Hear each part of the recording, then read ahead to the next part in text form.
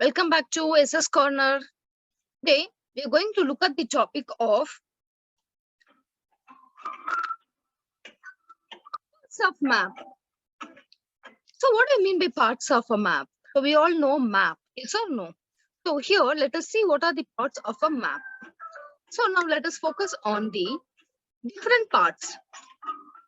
Here we go. First is the title, legend, compass rose, scale, and grid. So let us see each part in detail. Now let us focus on the title of the map.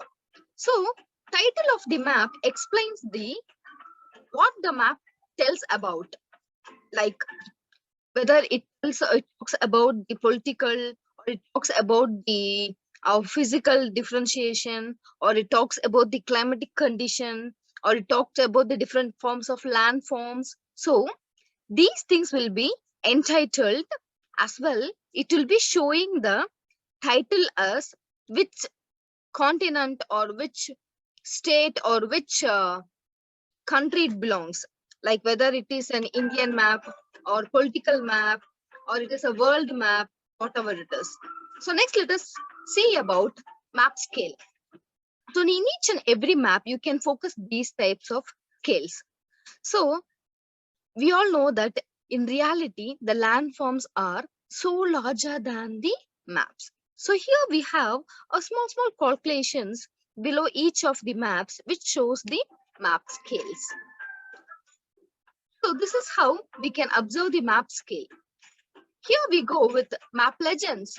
Have you all seen this map legends ever before? Of course, you could have watched it out. So this shows the symbolizations of the map. And here we go the compass rose. By seeing this symbol, what comes inside your mind? It denotes the direction, like north, west, east, and south, where the compass map will be showing which direction the place belongs to. So this is how the compass rose help us to find the way or to find the direction of the place. Thank you. Have a happy day.